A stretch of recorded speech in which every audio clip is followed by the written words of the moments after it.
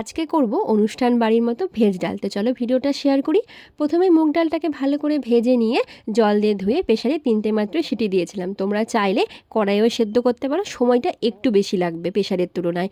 তারপরে এখানে মশলা হিসেবে 3টে মাত্র কাঁচা লঙ্কা, খুব সামান্য আদা, 1 চামচ জিরে দিয়েছিলাম। এটাকে পেস্ট করে নেব।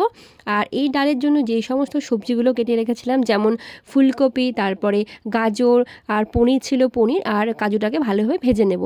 ফোড়নে দিয়েছিলাম 1 চামচ জিরে, 1 চামচের তুলনায় অনেক কমই দিয়েছিলাম। তারপরে এই যে টমেটোটা রেখেছিলাম কুচিয়ে, সেটাকে দিয়ে নিলাম।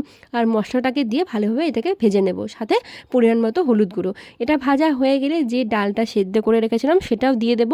আর এই ডালে তো খুব সামান্যই জল দেব, কারণ এই ডালটা তো খুব বেশি পাতলা ভালো লাগে না।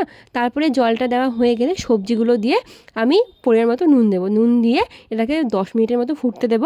তারপরে এটা কমপ্লিট, দেখো হয়ে গেল প্রায়।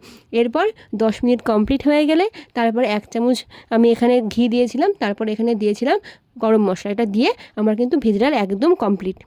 তারপরে গরম গরম ভেজ ডাল সাথে বেগুন ভাজা, আলু ভাজা দিয়ে খাবারটাকে তৃপ্তি করে খেলাম। সত্যি বলছি, দারুণ লাগলো খেতে। ভিডিওটা ভালো লাগলে অবশ্যই শেয়ার করে